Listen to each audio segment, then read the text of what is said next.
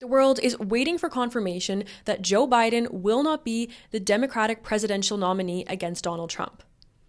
That's because of Biden's car crash debate performance last week. Biden had one job: to convince top Democrats and the public that he still has enough marbles left to complete another 4-year term. He failed. In fact, after watching the debate, most Americans and allied countries were left with a sense of sadness, concern, and even fear that the sitting US president is not mentally fit to hold the most powerful job in the world. When Biden is removed or resigns, it will send the Democratic Party into disarray. If unpopular and unlikable Vice President Kamala Harris is the next choice, the Democrats don't stand a chance. And if she's replaced by a more favorable politician, say California Governor Gavin Newsom, it will split the party that bows at the feet of DEI. The situation holds some parallels to Canada's own political landscape. Here, too, voters are being asked to deny what they can see with their own eyes: rampant homelessness, rising living costs, a dysfunctional leader. And in both cases, the years of lies are coming home to roost, and the parties responsible will have to reap what they've sown. But perhaps most importantly, in both countries, conservatives, perhaps for the first time in years, are feeling a sense of hope and optimism, with the knowledge that things could soon change to be safer, better, and happier. And that if they don't, it's likely that North America as we know it is gone forever. I'm Rachel Parker, and this is Rachel and the Republic.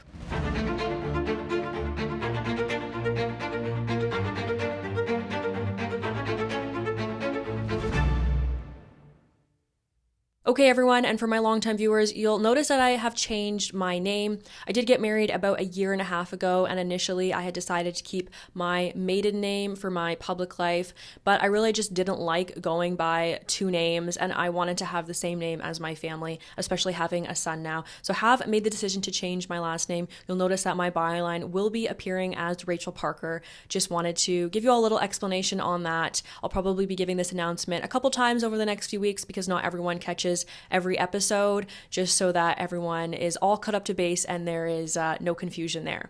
Okay, now diving into today's coverage. Okay, everyone, we are going to start with the story that everyone has been talking about: Joe Biden's debate performance. Last week, Thursday, Joe Biden faced off with Donald Trump, who is, of course, the Republican presidential nominee, in one of the most disastrous debates I've ever witnessed. Now, I watch a lot of American politics, but you don't even have to watch a lot of US news. Maybe if you had even just tuned in for a couple minutes to a Joe Biden press conference at some point, you'd have already known that this man was not up to the job. His mental capabilities simply were not there. He's very old. He's very fragile. There's often videos of him circulating online, tripping and falling. He seems to get lost very often, not only in his thoughts, but also just when he's walking about. So many of us have known that he is not up for the job for quite some time now. However, his performance was so bad that it finally forced the liberal media, as well as many other Democratic politicians, to come out and say, something is wrong here. Joe Biden cannot continue. It even forced some of the most disingenuous Democratic politicians, like former Democratic House Speaker Nancy Pelosi, to come out and say that concerns about Biden's health are legitimate. A Democratic House member for Texas is also calling for Joe Biden to step aside and make the way for someone most likely younger. Joe Biden, of course, has not yet agreed to step aside. The White House says he will still run for president. He is meeting today with Democratic governors to try and shore up some support after his performance last week. So let's start by breaking down some of his worst and perhaps most concerning moments of the night. Trust me, we didn't have to look very hard. Take a look at this first clip. Where they, in fact, pay 8.2% in taxes. If they just paid 24%, 25%, either one of those numbers, they'd raise $500 million, billion dollars, I should say, in a 10-year period.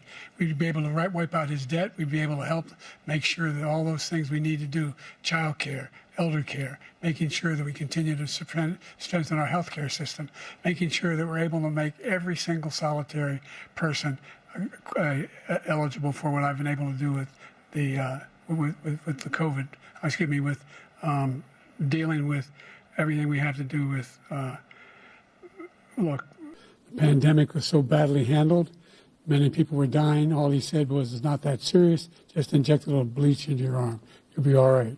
In that first clip there, you can see Biden is trailing off. He isn't able to complete a sentence. That right there was, I think, the first indicator to everyone watching that things were not going to be going well for Biden, but it was also the first indicator that this man should not be president. I don't think we can really stress how serious it is that the sitting US president is not able to complete a sentence. I think because Biden is so old and we've seen so many of these moments, we've sort of started to just blow over them and not really understand the seriousness of the fact that POTUS cannot finish his train of thought. In that second sentence, Biden says something really bizarre there. He says that Donald Trump was telling people to inject bleach into their arms during the COVID-19 pandemic, which of course Trump did not do. I was watching the debate live on Thursday night and I wasn't as shocked as everyone else. I think because I just kind of expected this type of performance from Biden. I was more surprised scrolling online, seeing exactly how shocked people were about Biden's performance. I've just become so accustomed to seeing him trailing off mid-thought, wandering off stage, going to shake a hand of someone who isn't really there. So it didn't come as much as a surprise to me, but obviously there's been people who have not only been lying to the public, but also been lying to themselves about Biden's mental aptitude, and they were clearly caught very off guard on Thursday night. Let's take a look at this next clip here. But I believe in the exceptions for rape, incest, and the life of the mother. I think it's very important. Some people don't. Follow your heart, but you have to get elected also, and because that has to do with other things. It's been a terrible thing, what you've done. The idea that states are able to do this is a little like saying we're going to turn civil rights back to the states. Let each state have a different rule. Look, there's so many young women who have been, including a young woman who just was murdered, and he went to the funeral. The idea that she was murdered by an immigrant coming in, they talk about that. But here's the deal: there's a lot of young women who are being raped by their in-laws, by their spouses, brothers and sisters. It's just ridiculous. So for those of you who didn't hear what Biden said, he was saying that there are cases of women who are getting raped by their spouses, getting raped by their in-laws, getting raped by their brothers and sisters. Now, I'm not saying that this never happens, but it's certainly a very niche topic. I'm not sure one that is such a phenomena that it needs to be discussed during the US presidential debates. It's also very interesting that this was Biden's attempt to redirect from what former President Donald Trump was talking about, which was the mass immigration crisis, which is, of course, a much more prominent issue in U.S. politics. It's top of mind for both Republican and Democratic voters, especially with some of the murders and some of the rapes that we've been seeing of American women and girls. And so Biden's efforts to redirect here obviously failed, but was just very kind of a bizarre thing to bring up. You can sort of see Trump looking over at him like, what? I think that's my favorite part of the night. Just Donald Trump trying to just, keep a serious look about him, kind of looking over to the side and going, what is this guy on about? That's probably my highlight of the night. Now, it wasn't only what Biden said during the debates that caused concern, but also his facial expressions during the night, looking very lost, looking very bewildered. Take a look at this next clip. It's an embarrassing day in the history of our country's life.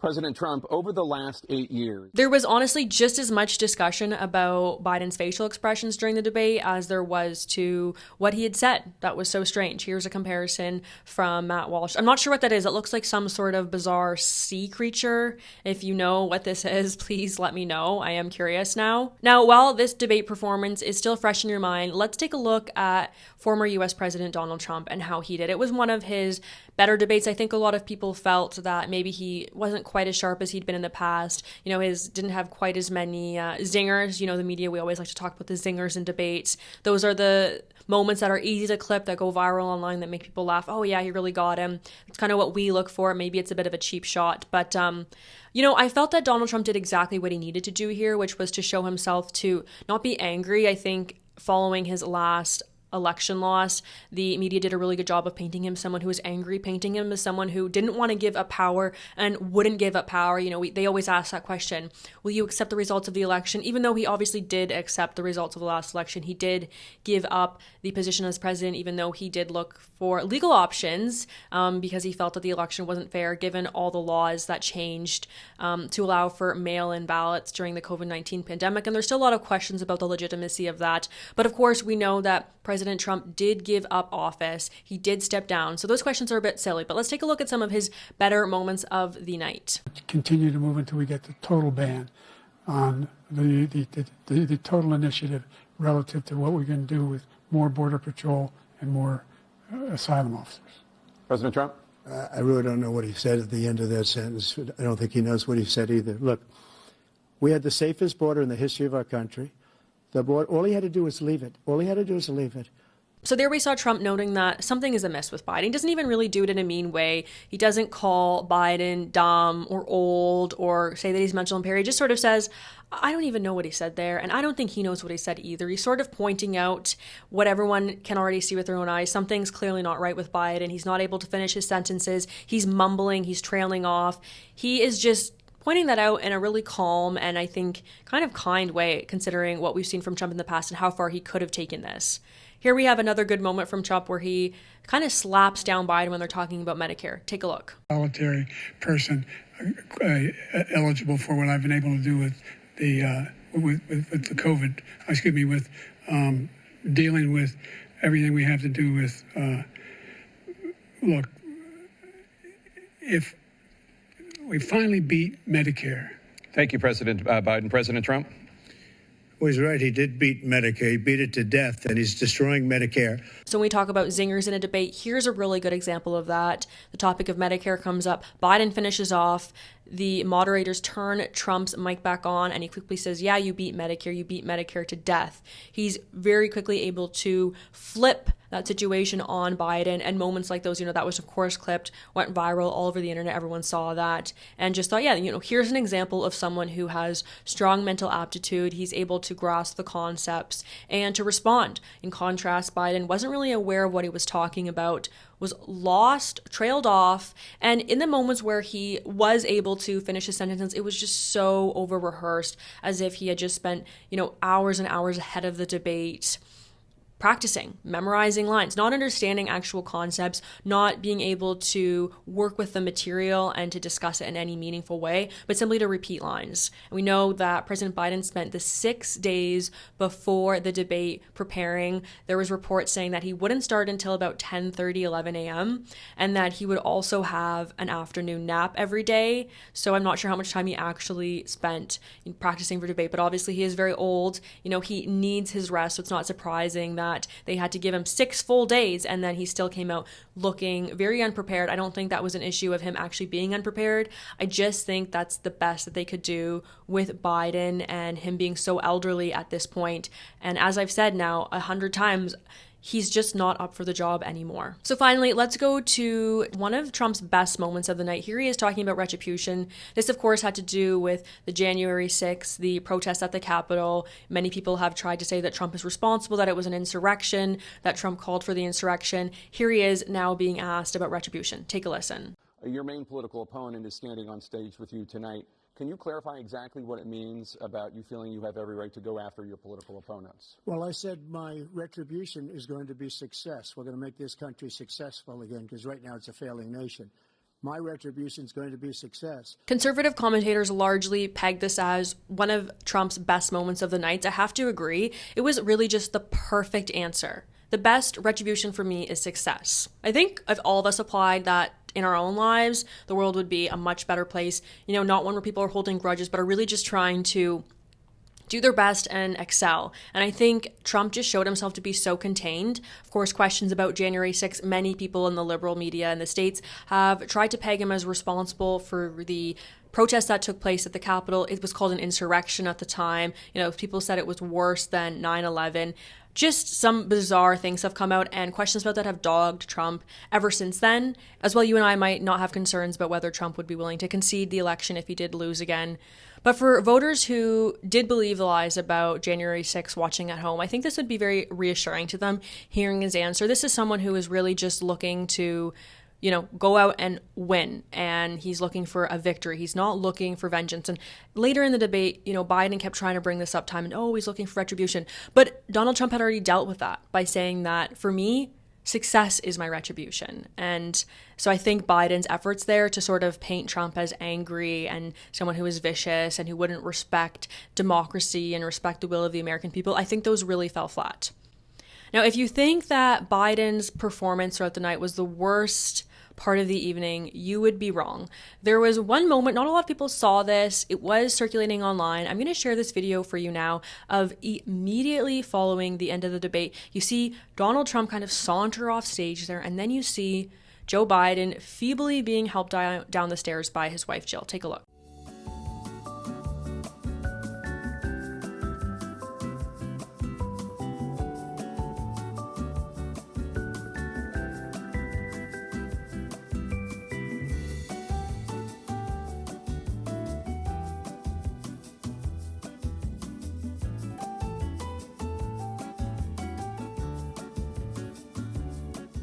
For anyone who finished the debate without feeling a sense of concern or alarm over President Biden, I think in that moment, it must have hit them that this is just not a good situation. Here's a man, he can't even really walk down the stairs very well by himself. And then Dr. Jill Biden, she, really solidified that concern by seeking to rally up supporters.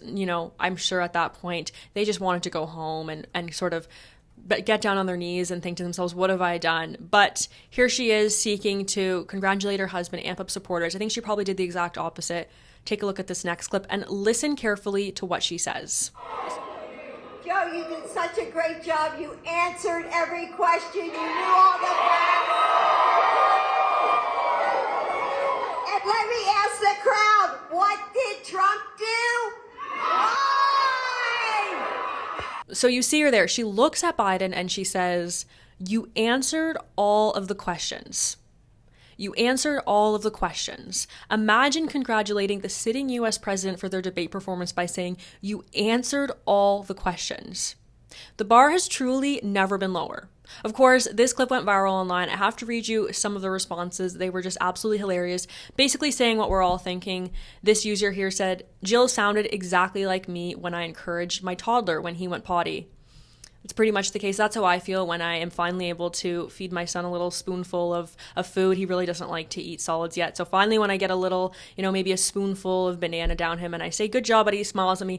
That was sort of what Biden looked like in that moment. Just a little kid, so happy to be getting some praise from his wife. It sort of melted my heart a little bit in a very sad way. It's just very sad that this is the situation that America is in and really the rest of the world is in. Obviously here in Canada, we rely on the States for quite a bit. So another user said, this sounds like praise for a first grader. And finally, a user said, I've been holding strong, but this one made even me feel bad for Biden. He smiled when his wife told him he did a good job.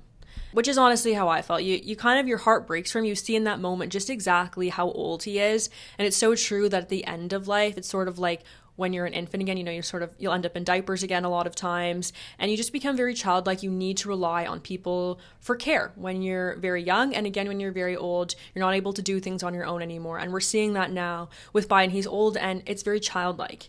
And so we can laugh and poke fun at the situation because it is very ridiculous, and I think we should laugh and poke fun at it. But at the same time, there's a heaviness to it and there's a sadness to it. Just seeing Biden, and I know a lot of people, are very angry at Jill Biden, saying she should not be doing this to her husband. And the thing that I wonder is, Biden, he's 81 years old now. If he had not run and he had not been president for the last 4 years, I can't help but think that his mental capacity would actually be quite a bit better, because he's obviously been under an incredible amount of stress over the last 4 years. And I suspect that contributed significantly to the deterioration of his mind over the past 4 years. I think that if he had been in retirement, been enjoying just his last years with his grandkids, he's not a good man. I'm not going to pretend that he's lived a good life or that he's been a good person. But if he hadn't run for office and he had just stayed home, I think his mental capacity would actually be a lot better. And we've just seen his health decline so much over the last 4 years. And the people around him, including his wife, they have to take responsibility for that. In case any of you were wondering if this was just sort of a one-off and, it was just a bad debate performance night for Biden, we know that the Democrats tried to say, he had a cold. He wasn't feeling well. He had a cold. The White House press secretary fielded questions about whether he was on any medication that night. She said he was not. But immediately after the debate started, we saw, some journalists in the States tweeting out that Biden had a cold. Okay, having a cold does not mean that you have mental impairment. You might have the sniffles, maybe your voice is a little bit more congested than usual, but you don't your sentences don't trail off. You don't lose your train of thought every other minute when you have a cold. It was sort of a ridiculous effort on their part. But, I think they're just sort of at a point where they don't even know what to do. I think a lot of people are feeling that he should step aside. But for those of you who are wondering, maybe the cold really did, get to his mind. Maybe it was just a bad night for him. Here he is the very next day, once again with his cruel wife, Jill, at a rally. Just take a look at the expression on his face. Here in North Carolina and across America, who are working hard to find a secure place in the middle class. The moms who worry that their daughter... I saw in him then the same character that I see in him today. And even though he has faced unimaginable tragedies, his optimism is undaunted. His strength is unshakable. His hope is undeterred.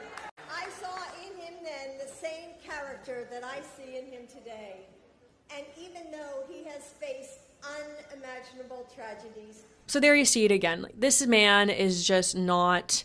He's just too old. Please take him home, put him to bed. That expression is actually scary. And I think anyone watching that, you just have to feel kind of sad for the man. His wife is parading him out in public. I hope that when I'm that old and I've lost a couple marbles, heck, maybe even after I've had another baby and I haven't slept through, the now a night in 2 years, my family might just say, Rach, it's time to put away the microphone, turn off the camera for a little while, get some rest, try it again. In Biden's case, obviously, we know he's just done. He's had a very long political life. He's very old. It's time for him to retire and step aside. Now there are reports coming out that Jill Biden is actually not allowing her husband to have conversations with anybody who might encourage him to resign. Believe it or not. She is so desperate to hold on to the power that she doesn't want her husband speaking to anybody who might talk some wisdom into him, who might tell him, listen, Joe, you can resign now and save your legacy. Honestly, I personally think it might be a little bit too late for that. If he resigns now, it'll always be remembered as a resignation that came after this car crash debate performance.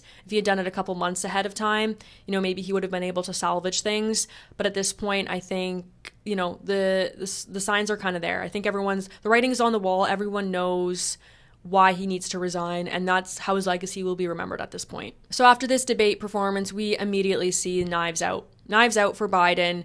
Former House Speaker Nancy Pelosi came out and said that concerns about his health are legitimate. Take a listen to that. So we have all these things that he was masterful in helping to orchestrate, to write, and to pass. So he has a vision, he has knowledge, he has judgment, he has a strategic thinking, and the rest. He has a bad night.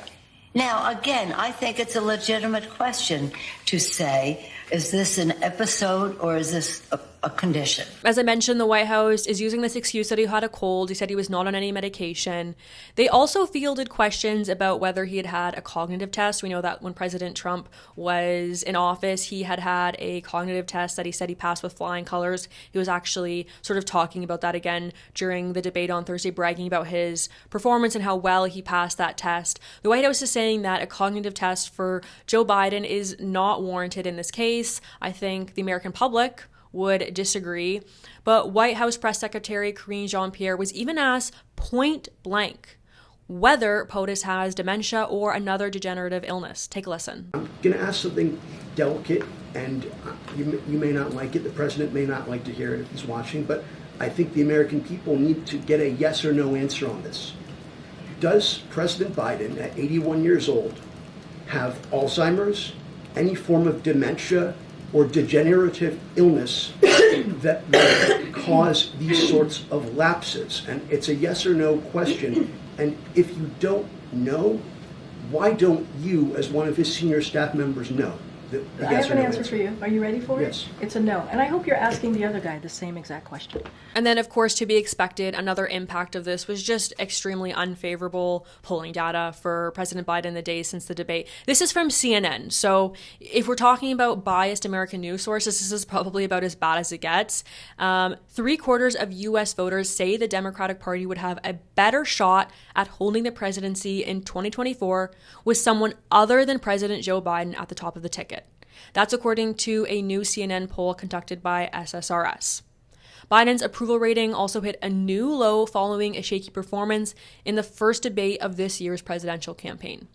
So if we're going to take a look at some breakdown, voters nationwide favor former President Donald Trump over Biden by 6 points, 49% to 43%. Some of you might have expected these numbers to flip a bit more. I think if we see an 8-point lead for Donald Trump heading into the November 5th election, that's a pretty good indicator that the Democrats aren't going to do too well. We're not going to see a massive flip like we would maybe see in Canada. I think voters in the States are just quite a bit more entrenched. An 8-point flip is enough to get the Republicans the victory that they're looking for. However, these are still bad signs. 3/4 of U.S. voters say that the Democratic Party would have a better shot at the presidency. So 75% of people are saying, Biden, he's done. He's got to go. So that brings us to the question at the top of everyone's mind. What happens next? On Sunday, Bill O'Reilly was the first out of the gate with the news that it's over for Biden. He said that Biden is going to resign. The White House is just figuring out how to announce that news. That information as of now is unconfirmed. The White House is still saying that Biden will be atop the ticket. He will still be running for president. Things are changing almost hourly. It's likely that this news could be out of date very, very soon. We're seeing multiple reports from people saying that Biden is done. Speculation as well, but just within the Democratic Party, there's rustlings. We're hearing that even the Obamas are saying Biden's performance was disastrous. Of course, Obama did put out a tweet supporting Biden saying, we all have bad debates, we all have bad nights, but behind the scenes, it sounds like something very different is going on. Obama is saying that Biden was already going to have a difficult path to re-election, and now it'll be even more challenging. And we're hearing that all around, people are saying it's time for a shakeup. Tucker Carlson also weighed in on X, writing, Biden is done, bet on it. Too many prominent Democrats have suggested he's brain damaged. They can't walk that back. They have to remove him, and they will. Okay, now the question remains is how and if the Democrats can even get Biden off the ballot. This has been a topic of speculation, lots of different trains of thoughts as to how this would work. One problem that could arise is that Georgia, Wisconsin, and Nevada may prove especially difficult for the Democrats to actually get Biden off that ballot. For example, in Wisconsin, it's said that a candidate's name can only be removed in the case of death. For Nevada, the deadline for changing a candidate ended at 5 p.m. on the fourth Friday of June. So in this case, that was on June 28th. That's long past now. Nevada does allow special consideration beyond that deadline if the candidate is mentally incapacitated. But even in that case, this is likely going to end up in the court. So now we're looking at potentially weeks-long court cases. We're coming up on this election on November 5th. There's not a lot of time to be switching out candidates right now. As for Georgia, Georgia allows candidates to withdraw up to 60 days before an election. If Biden withdraws after that date, it would be in early September. His name would remain on the ballot, but votes wouldn't count for him. So in this case, time is really of the essence. Obviously, that deadline for Nevada has already passed. Georgia, you can still make the changes in Georgia. Wisconsin, it says only a death. So I don't know what this is going to look like. We know that the Heritage Foundation, that's one of America's largest conservative groups, is already getting challenges ready in battleground states in case Biden agrees to step aside. The executive director of the Heritage Foundation's oversight project, Mike Howell, told Newsweek the process of switching candidates is legally complex, adding, quote, "We are monitoring the calls from across the country for President Biden to step aside, either now or before the election, and have concluded that the process for substitution and withdrawal is very complicated. We will remain vigilant that appropriate election integrity procedures are followed." So the Heritage Foundation, this is a very powerful group. They have a ton of backing. This is the group that was largely responsible for the overturning of Roe v. Wade. They have the proper legal minds, they have the proper backing and the proper funding. So certainly they are going to do their best effort to create a headache for the Democrats if they try to switch out the presidential nominee at the last moment. Looks like there's still some wiggle room. I just don't know how they would be able to supersede that in Wisconsin, where it does say only in the case of death can a candidate's name be replaced ahead of the election at this point. So certainly it's going to be very problematic for the Dems. And then, of course, they have the discussion of who are they going to choose to replace them, as I mentioned in my monologue.